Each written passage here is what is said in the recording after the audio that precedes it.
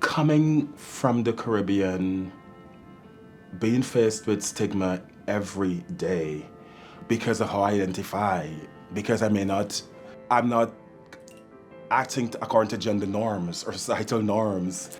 I was in a relationship for like 15 years and my lover passed away, and for a certain period of time I decided to sort of isolate myself.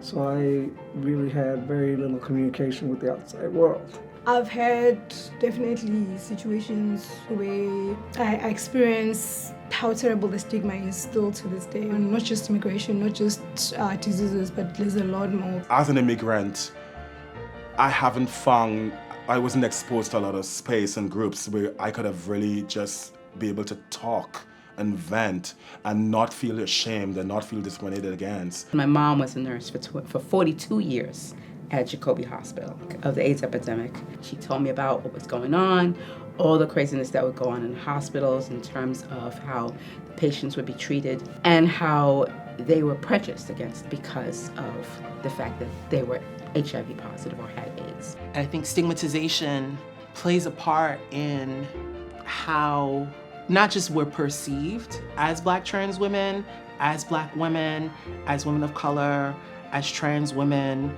It affects us on so many different levels, depending on our identities. There is a large stigma around food insecurity, but it affects a large variety of people. All sorts of people are dealing with food insecurity. The stigma involving our clients living with HIV and AIDS, it's real. So we work closely together to identify the support that's needed. From there, our team does our pre-screening of the apartments themselves to make sure that it's habitable and stable to our GMHC standards. Every single day I leave my home, I'm able to prepare myself, look good, and leave and still be able to know that I have a home to come back to. The testing center provides free and confidential HIV and STI testing.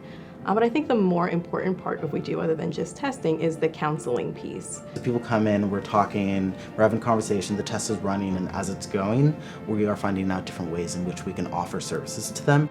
Clients come in, they work with volunteers to pack a bag of various groceries. The clients greatly appreciate the food, and we make sure our clients get proper nutritious meals. We work with our nutrition team. On a day-to-day basis, we serve up to 200 clients. And at one point I said I need to get out of this rut. And so I decided to come to the GMHC. When it comes to social isolation, people anywhere in age could say, I've been isolated for a while and now I'm having trouble with some social anxiety.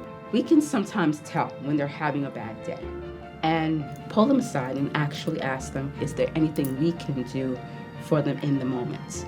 And that's how we get them mental health services or whatever services they're looking for.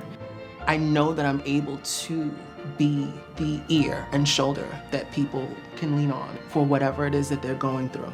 There is nobody we say that cannot come here. There are those who are homeless, there are those who are having financial difficulties. Absolutely come in and partake in our services.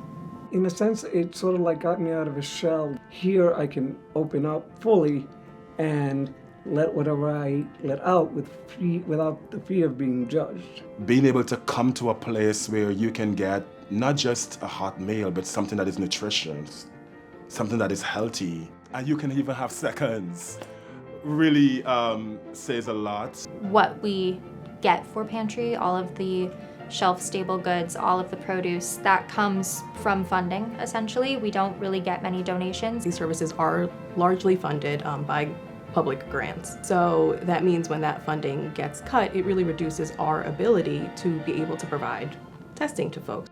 Social support, along with advocacy work, that holistically is what needs to occur. Like those selection of services is what needs to be available to community in order for community members to have like a well-rounded experience.